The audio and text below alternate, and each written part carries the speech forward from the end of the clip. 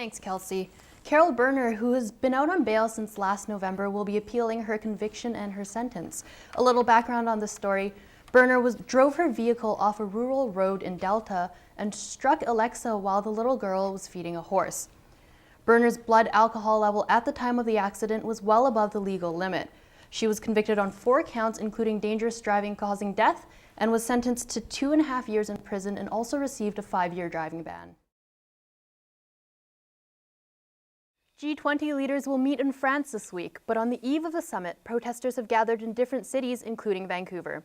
Their demand? Put Tibet on the agenda. Megan Turcado reports. With Vancouver voters heading to the polls in only a matter of weeks, Vision Vancouver's homelessness and affordable housing platform is promising to deliver unprecedented results.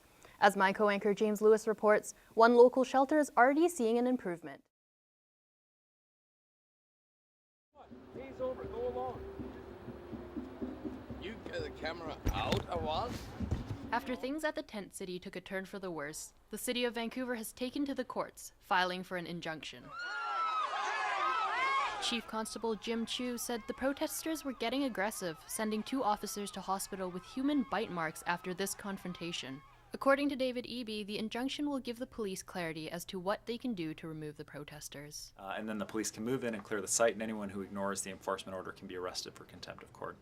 If the injunction is obtained by the city, the Civil Liberties Association will make sure the removal process goes smoothly. As soon as we have a sense of the timeline around removal, we're going to have our legal observers down there to monitor the police removal operation and make sure that they do it in the least intrusive and least aggressive way possible. But for now, the tents are here to stay.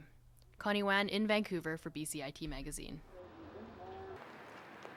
The Rotary Coats for Kids campaign collects donations of gently used coats and brings them to Burnaby kids in need. Just 2 weeks into this year's campaign, they have already distributed over 700 coats, nearly half of all last year's distributions, and they still need more. I had no idea of the need for coats. I did not realize that there were families, and so many of them in Burnaby, that didn't have winter coats for their children. For most of the people involved, it's not just about the coats, but also about the community. Gloria Tomwing Stout remembers a little boy who wanted to help. And he says they had a little garage sale so that he can get some money to buy coats to help other little kids.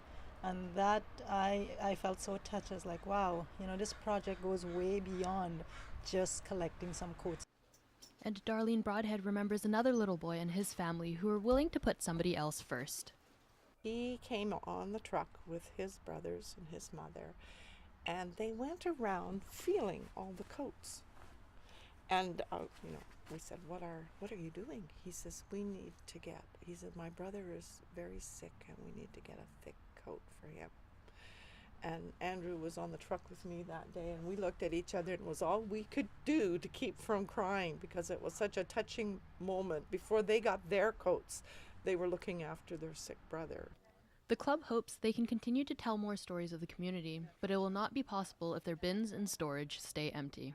Connie Wan in Burnaby for BCIT Magazine.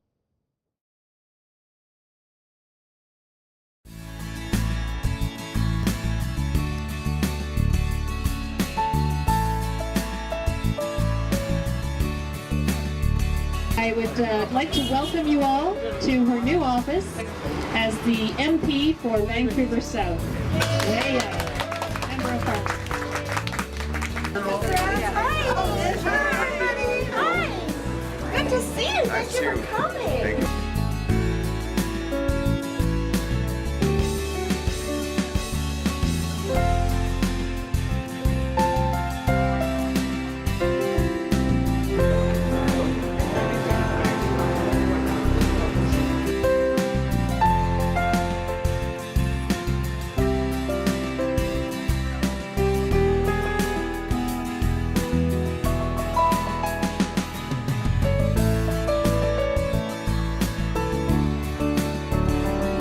Thank you from the very bottom of my heart for being here, for supporting us. It's going to be 4 great years of a stable government, and we look forward to working with you and serving you in the years to come. Thank you so much.